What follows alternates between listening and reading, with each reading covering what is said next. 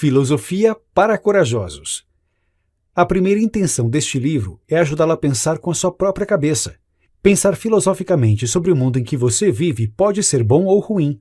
Não há garantias de que você seja mais feliz porque pensa em sua vida filosoficamente, já que há uma controvérsia enorme sobre se a filosofia nos deixa mais ou menos felizes.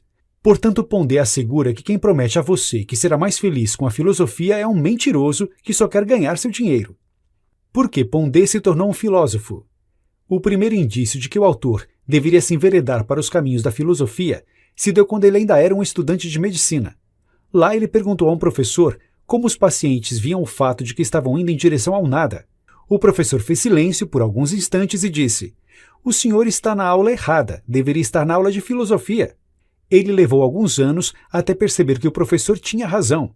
Ainda assim, os anos na medicina não foram perdidos, pois formaram um longo trajeto passando pelo teatro e psicanálise até chegar ao patamar ideal. Quero ser livre quando penso filosofia em primeira pessoa como liberdade de pensamento e ação. A filosofia em sua própria língua ou em primeira pessoa é uma ideia de Friedrich Nietzsche, que viveu no século XIX. Trata-se da capacidade de falar das coisas a partir de si mesmo e da coragem que isso demanda. O mais fácil é passar a vida falando na língua dos outros. Falar na sua própria língua, para Nietzsche, era assumir sua filosofia trágica, era se reconhecer como um filósofo trágico grego em plena Alemanha do século XIX. Era reconhecer como os trágicos gregos que a vida não tem nenhum sentido maior além de enfrentar o conflito que ela é, e quem sabe ser lembrado pela coragem e disposição a se elevar acima do banal. E a partir daí falar do mundo e para o mundo. Isso é filosofar com o martelo, como dizia nosso romântico. Muitas vezes, em filosofia, assumir a própria língua é se reconhecer numa determinada concepção de mundo e assumir seu lugar particular nela. Não se trata de reinventar a roda, mas dizer livremente o que se quer dizer para seus semelhantes acerca do mundo, sempre a partir da tradição de pensamento a qual um pensador se filia. E para fazer isso é essencial que se tenha algum repertório filosófico e coragem para falar em primeira pessoa. Revolta contra a vida roubada, o mal-estar com a modernidade. A forma mais fácil de descrever esse sentimento é lembrarmos quando nos sentimos um mero número numa cadeia produtiva, ou quando nos sentimos uma peça genérica nessa mesma cadeia. Já sentiu isso? Se não, é porque você é um daqueles privilegiados que trabalham a maior parte do tempo em algo criativo e que faz sentido para você. A maioria só ganha dinheiro para sobreviver. Ganhar dinheiro também pode ser uma atividade criativa, mas não é esse o caso para a maioria das pessoas. O mundo moderno burguês em que vivemos é um lugar pautado pela lógica da eficácia, em que todo mundo é medido pelo seu valor instrumental, ou dito de outra forma, pelo seu valor de uso. Você vale pelo que faz funcionar neste mundo. Idosos hoje não valem nada, apesar de dizerem o contrário. Ficam brincando com computadores e Facebook para parecer parte deste mundo. Claro, os idosos com grana têm seu lugar na cadeia de consumidores de bens de valor. Antes, quando os idosos eram raros, valiam mais. Hoje, que são muitos, seu valor está inflacionado, além do fato de que, com o avanço das tecnologias de informação, que eles desconhecem em grande parte, os idosos deixaram de narrar a vida. Narrar a vida significa ajudar os mais jovens a compreender a vida deles, a partir da experiência acumulada das gerações. Mas hoje, geração é coisa da publicidade e suas letras, X, Y e Z. O resultado é que os idosos, na melhor das hipóteses, acabaram virando um mercado de serviços para idosos e estão à margem da sociedade produtiva.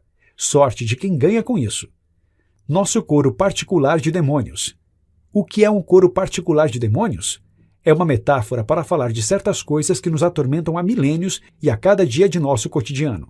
A filosofia, em sua origem grega, surge para concorrer com as religiões e seus mitos, na tentativa de responder a esse coro de demônios. Religiões e mitos existem, entre outras coisas, para explicar esse coro de demônios. Eles ecoam as principais perguntas a seguir. 1. O que estamos fazendo aqui no mundo? Ninguém tem a mínima ideia. Os mais religiosos e metafísicos, que acreditam em um mundo além da matéria, entendem que Deus ou algo similar sustenta tudo o que existe e, portanto, tem uma resposta. Para essas pessoas, estamos aqui porque esses seres superiores e divinos têm alguma forma de plano ou projeto para nós e para o mundo. Claro, nós que estamos presos nesse cotidiano às vezes infernal, temos dificuldade de entender qual seria esse plano maravilhoso, mas aqueles que têm fé entendem que tudo dará certo no final. 2. Existe vida após a morte?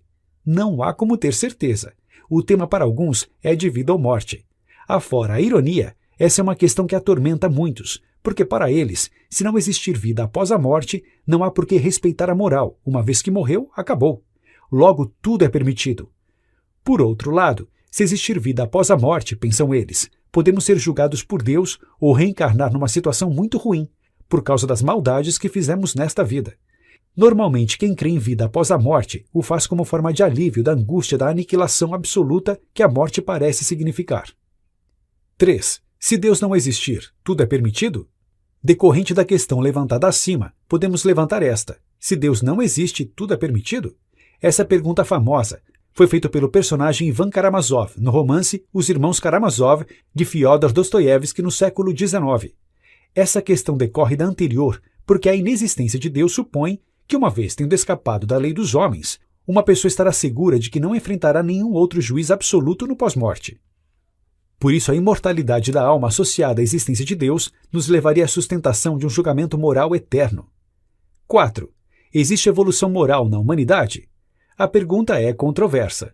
Antes de tudo, porque não dá para ter certeza de fato. Não há como colocar a humanidade no laboratório de análise de comportamento. Não dá para fazer isso com um só homem, quanto mais com a humanidade. 5. Dinheiro compra amor verdadeiro?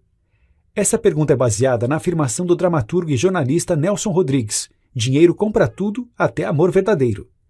Experimente fazer essa pergunta num jantar com seus amigos psicanalistas, jornalistas e arquitetos, todos muito inteligentes. O grau de hipocrisia deles será proporcional ao modo enfático como negarão essa máxima rodriguiana. Nelson Rodrigues é um dos pensadores brasileiros mais consistentes e verdadeiros.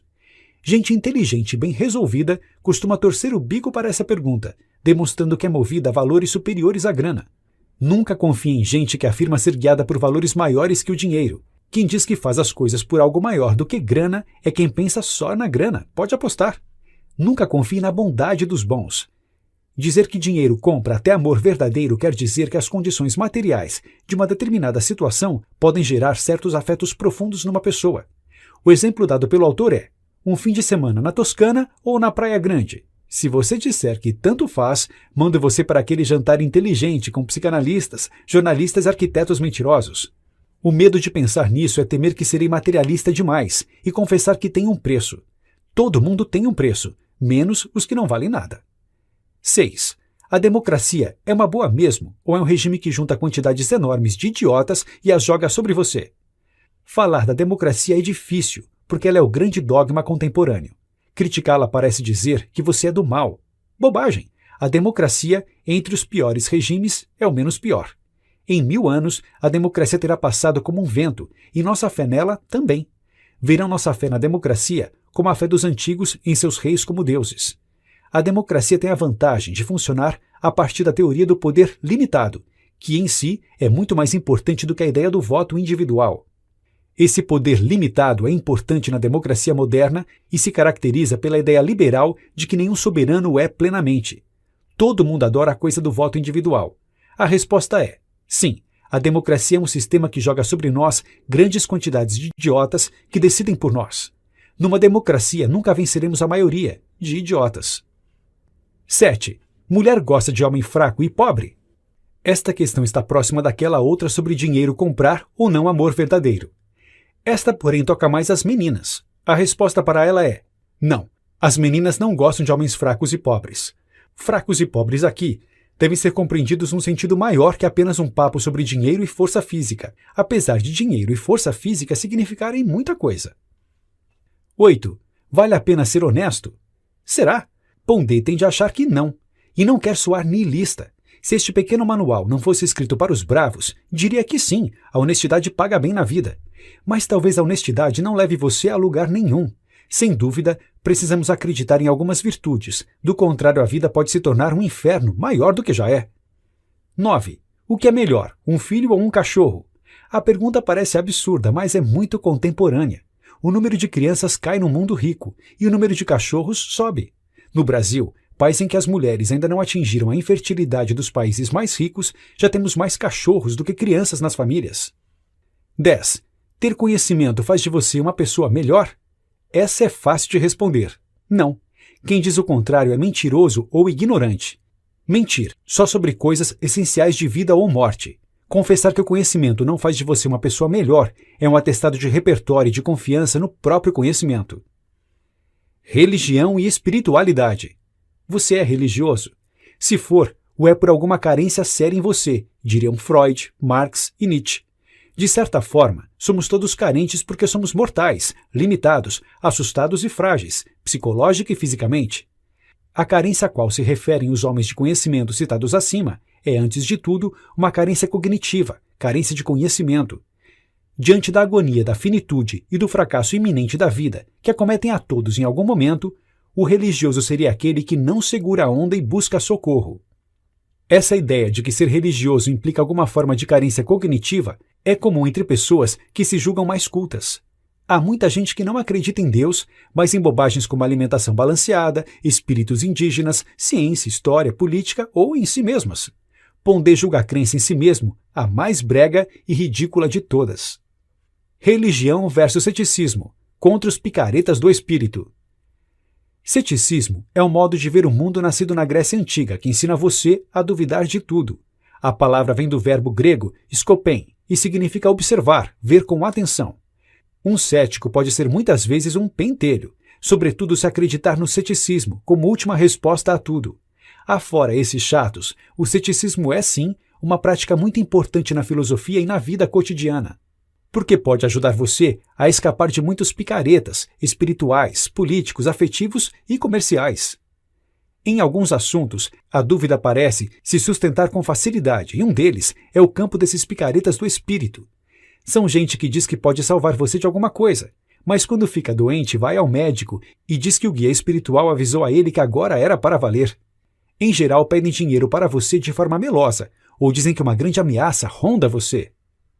Metafísica. A palavra metafísica tem pedigree na filosofia, seja para defendê-la, seja para atacá-la. A ideia de metafísica nasce com Platão, com seu mundo das ideias perfeitas e imateriais, a partir das quais nosso mundo da matéria teria sido feito como uma cópia imperfeita e corruptível. Para Platão, as imperfeições do mundo e da vida seriam fruto de incompetência do demiurgo, um deus que inventou este mundo copiando as ideias eternas e plenas do mundo das ideias. A consequência, ainda que ele nunca tenha usado a palavra metafísica em sua obra, pois quem usou foi Aristóteles, foi fundar todo um campo de reflexão acerca do imaterial, invisível e eterno, coisa que judeus, cristãos e muçulmanos adoraram quando leram, porque viram nesse mundo a cabeça de Deus, ou no mínimo sua casa. O sobrenatural. Ainda estamos no terreno da religião e da metafísica quando falamos de sobrenatural. A palavra não tem o mesmo pedigree como tem metafísica, porque quando pensamos em sobrenatural, pensamos em filme de terror ou algumas almas penadas à noite na casa da fazenda. Mas ela também tem uma origem digna na filosofia, e essa origem tem a ver com a ideia do que seria além ou acima da natureza ou do natural no homem e no mundo, o que se confunde com a ideia de ação de Deus no mundo. Podemos dizer que a palavra tem um significado na filosofia e outro nas religiões, sendo o primeiro mais ligado à ação de Deus no comportamento humano por meio da graça divina, e o segundo mais ligado a crenças espíritas que associam o sobrenatural a manifestações de espíritos desencarnados no mundo dos homens. Deus existe? Se você apostasse que Deus existe e vivesse seus poucos anos aqui levando em conta a vontade de Deus e tivesse uma vida sem graça porque santinha, e Deus não existisse, você não realizaria a pena e sua alma deixaria de existir. Logo, você não tomaria consciência de que fez uma aposta errada. Se você apostasse na existência de Deus e ele existisse, aí você seria recompensado com uma eternidade de leite e mel, bem ao contrário daquele descrente que não quis se limitar nesta vida, mas acabou por amargar uma eternidade de sofrimento. O erro na aposta da sua existência seria muito mais terrível do que o erro na aposta da sua inexistência. A perda aqui seria muito maior que uma vida sem graça e santinha em nome de um Deus inexistente, uma vez que sua alma acabaria com o corpo e não tomaria consciência de sua aposta errada. A fé não é fruto de uma causa racional. Não chegamos à fé pelo uso da razão e seus argumentos. Assim, de nada adianta o uso da razão em assuntos da fé. Você pode ver pessoas brilhantes que têm fé e estúpidos que se acham o máximo porque não creem em Deus. O homem é um ser racional? Pondé não acredita. Para ele, a fé em que o homem seja um ser racional é uma bobagem recente. Qualquer hegeliano ou marxista de plantão diria que só com a emergência do mundo moderno burguês que precisa de uma sociedade racionalizada em seus processos para que o dinheiro circule com segurança de retorno ainda maior, é que o homem começou a querer se ver como um ser plenamente racional. A ideia de que o homem é um ser racional vai bem com a ideia, necessária no mundo burguês, de que ele é autônomo. Mas tanto a racionalidade quanto a autonomia são uma pequena parte da vida humana, ainda que não devamos buscar mais racionalidade e mais autonomia da vida. Kant estava certo em defender a noção de maioridade como sendo a capacidade humana de assumir suas decisões a partir de um esforço de autonomia e racionalidade. Nem sempre isso é possível. Materialismo. Essa palavra significa duas coisas em filosofia. A primeira e mais antiga e mais importante data da Grécia e quer dizer o seguinte: tudo o que existe é feito de átomo, e quando morrermos tudo acabará. A segunda, mais recente, filha da tradição sociológica, quer dizer que o mundo do pensamento, dos afetos e das instituições pode ser explicado pelas relações materiais que se tem em sociedade, tais como modos de produção, comércio, guerras, instituições e por aí vai. Um exemplo simples disso seria: se você anda de ônibus, você ama de um jeito. Se você anda de helicóptero, você ama de outro jeito. Entendeu? Amor aqui seria a função do modo como você se desloca no mundo, que por sua vez seria a função de quanta grana você tem, que por sua vez seria a função do seu lugar na cadeia produtiva de bens, ou seja, você é agente ativo ou vítima passiva. Moral ou ética. Para a maioria, ética é o campo das normas de conduta, enquanto moral é a parte da filosofia que reflete sobre hábitos e costumes. Ambas são as duas coisas ao mesmo tempo, porque faz parte da reflexão sobre hábitos e costumes pensar sobre as normas que devem regrar esses estilos de vida. E mais, não existem hábitos e costumes que não sejam permeados de normas, muitas vezes quase automáticas ou espontâneas. O que são hábitos e costumes? Generosidade, coragem, justiça, disciplina, entre outros. Para Aristóteles, os bons hábitos e costumes deveriam ser praticados a ponto de se tornarem uma segunda natureza, portanto automáticos ou espontâneos, como eu dizia acima. A escola moral mais antiga é a de Aristóteles, conhecida como moral das virtudes ou do caráter. Para ele, ao longo da vida individual e da vida coletiva dos povos, desenvolvemos hábitos e costumes que nos definem como seres morais. A questão é que esses hábitos e costumes não são tão variados assim como se pensa quando se trata do valor deles para a vida moral de uma pessoa ou grupo. A ética dos valores. O que são valores morais? Todo mundo fala, mas ninguém sabe ao certo. Uma dica: quando você ouvir alguém falando muito de valores isso, valores aquilo, cuidado, ele vai bater sua carteira. Outro papo comum hoje sobre o tema valores é: ninguém hoje tem mais valores. O interessante dessa ladainha é que, ao mesmo tempo, quem lamenta a morte dos valores é o mesmo que acha que tudo deve ser novo e dissociado do passado. Valores só existem quando existem condutas bem marcadas por expectativas sociais que herdamos para além de nossa vontade. Essa moçada pensa que valores são coisas que você escolhe, como um desodorante ou uma banda de música. Marketing de comportamento ou marketing moral. Há uma novidade no mundo contemporâneo em relação ao tema da moral. Primeiro é usar a expressão comportamento em vez de costumes ou hábitos. É mais chique falar em comportamento do que em ética. Até faz sentido, porque a palavra ética hoje em dia é como a palavra energia. Melhor que seja evitada porque todo mundo fala, mas ninguém sabe o que é. Há algo mais nessa ideia de marketing de comportamento. A substância da moral pública sempre foi a hipocrisia. Portanto, não há nada de novo em se tentar fingir virtudes que não se têm. Mas hoje perdeu-se essa consciência de que toda moral pública é hipócrita na sua essência. E por isso as pessoas que fingem ser do bem não são percebidas como hipócritas. Nunca, na história da humanidade, fomos tão mentirosos como hoje. A ideia de que fazer propaganda da própria possa ser levada a sério é ridícula. Não há nada mais sem rumo do que a educação contemporânea. Uma função que as escolas têm, mas de que ninguém precisa falar muito, é ocupar as crianças. Com o mundo contemporâneo e a atomização das famílias, ocupar o filho se tornou essencial, já que nem a mulher quer ficar tomando conta dele. O resultado é que, por exemplo, greves de professores de escolas públicas só são sentidas depois de muito tempo e quando as alternativas para as mães irem trabalhar já se esgotaram.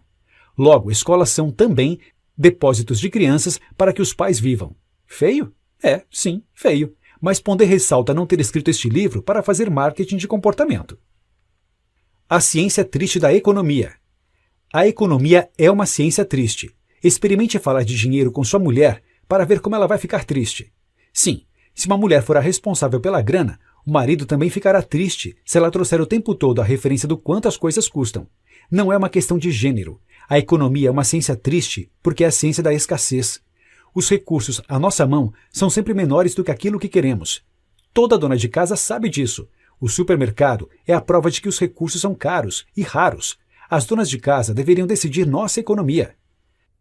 A economia alegre, a economia solidária. Existe um produto na praça que afirma que há um modo de a economia ser alegre. Trata-se da chamada economia solidária. O que vem a ser isso? Simples, é um papo de gente que não é responsável por nada na vida além de suas próprias férias e sua bike. Existe solidariedade em troca de apartamentos via sites especializados, por exemplo. O perfil é de gente com baixo investimento independentes. Difícil é ter economia solidária com seguro-saúde do filho, ou compra de casa para morar. Para férias vai bem, ou partilhar uma pizza. Porque a tal da economia solidária faz tanto barulho? Porque ela alimenta, de novo, o marketing de comportamento. Essa necessidade monstruosa que nós, contemporâneos, temos de achar que somos legais e melhores que as gerações passadas, e que por nós nunca haveria guerra no mundo, e todos dividiriam suas posses. Nem mesmo dinheiro seria necessário, bastaria boa vontade. O contemporâneo. O que é isso? Quando se usa a expressão contemporâneo, não se quer falar de um período histórico, mas de um modo de ser, um modo de viver. Ou seja, aplica-se a um conjunto de características que marcaria a nossa época, e tem mais a ver com o tipo de comportamento do que com um período de tempo específico. Por isso pode-se dizer que um país como o Brasil tem lugares que são mais contemporâneos que outros. Uma forma fácil de entender o uso dessa expressão é ver como a utilizamos como adjetivo em alguns casos. O adjetivo contemporâneo é usado muitas vezes para um estilo de restaurante. Um restaurante contemporâneo é um lugar descolado, chique e sem ser presunçoso, não só pela comida, mas pela decoração ou cenário, e acima de tudo, pelo tipo de pessoa que o frequenta e trabalha nele. A cadeia alimentar como modelo profundo da vida social. Perceber o mundo como cadeia alimentar é percebê-lo numa chave darwinista. Pondé diz apreciar muito o darwinismo, entre outras razões, por considerar o Alto Paleolítico, cerca de 30 mil anos atrás, o período áureo da humanidade. Éramos poucos, com uma logística leve, sem luxos e organizações políticas complexas. Conhecemos muito mais nossas necessidades e éramos muito mais ágeis do que esses macacos que babam em cima das tecnologias da informação. E nossas crianças eram muito mais inteligentes. E nossas mulheres menos histéricas e os homens menos mesquinhos. O narcisismo. Uma pessoa narcísica é uma pessoa com baixíssima autoestima. Ninguém tem uma autoestima plena. O narcísico tem menos ainda, e é um miserável afetivo. O narcísico é aquele que, quando leva um fora, desmonta mais que o normal. É o chato de que ninguém gosta, porque reclama que ninguém gosta dele o tempo todo. Existe um eu verdadeiro? O eu se tornou uma das últimas utopias no mundo contemporâneo. Fracassadas as utopias institucionais, históricas. O modelo hippie se fez tendência de marketing de comportamento. Modelo hippie, muito papo furado, estilo peculiar de se vestir, recusar a vida dura e ter pouco ônus nos vínculos. Uma das chaves dessa tendência é o aparelhamento do eu como saída para a vida. Se tudo é incerto, que meu eu e meu corpo se tornem meu templo. Daí a pergunta, existe um eu verdadeiro que devemos buscar como refúgio para uma vida tomada pela contingência de tudo? Ou seja, existe um eu verdadeiro a salvo de uma vida onde nada seja garantido? Uma cultura de direitos e não de deveres. Se pensarmos no que diz a Generation Me, muitos jovens têm sido educados sob o manto de que a vida dá certo e a felicidade é um direito. O fracasso e o ressentimento seguem seu curso quando a idade chega e a realidade mostra seu enorme grau de indiferença para com todos nós. Temos mais deveres do que direitos em nossa passagem por este planeta. É possível um mundo em que todos são iguais? O blá blá blá da desigualdade social. Outra mania do mundo contemporâneo é a história da justiça social, o que hoje é chamado de o problema da desigualdade. Só haverá igualdade social quando todos voltarem a ser pobres, como sempre fomos. Países como Suécia e afins só têm uma grande classe média rica, porque o Estado distribuiu durante muito tempo a grana que ganhou fora da Suécia, em lugares onde a desigualdade poderia existir. Veja bem, o mundo é uma merda e sempre foi, mas o capitalismo deixou um pouco menos pior em termos materiais, apesar de que continua em grande parte uma merda. É bom viver tanto tempo assim? Os traumas da longevidade. Nunca estivemos tão longe do valor dos idosos. Ao contrário, os jovens, com sua inexperiência, arrogância e seu conhecimento de iPhone, são a referência dos mais velhos. O mais ridículo é que ao lado da longevidade técnica alcançada foi o apodrecimento, e não o amadurecimento, que se instalou como marca do envelhecimento no mundo. Não se amadurece, Perde-se o prazo de validade, mesmo com saúde.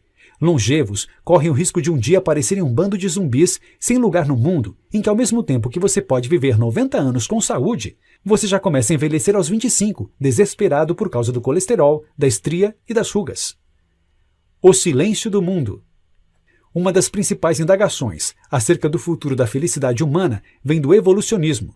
Será que uma espécie que não evoluiu num ambiente de felicidade, como realização do desejo individual, suporta essa guinada em direção ao átomo moral que é o sujeito? Nossa evolução se deu num ambiente de deveres e não de direitos. O próprio sucesso do capitalismo aconteceu graças à moral dos deveres e não dos direitos. A felicidade do indivíduo nunca foi critério para a sobrevivência da espécie. O bando original, cuja última representação é a família, também em processo de dissolução, deixou de ser a referência. A nova referência é o sujeito e seus gostos. Notas finais. As provocações de Pondé são essenciais para nos fazer parar e pensar em uma série de comportamentos corriqueiros. Passamos o dia a dia sem refletir sobre questões importantes e vivemos como que em piloto automático. Em Filosofia para Corajosos, o incentivo a pensarmos com nossa própria cabeça é o maior legado de um dos filósofos mais populares da atualidade.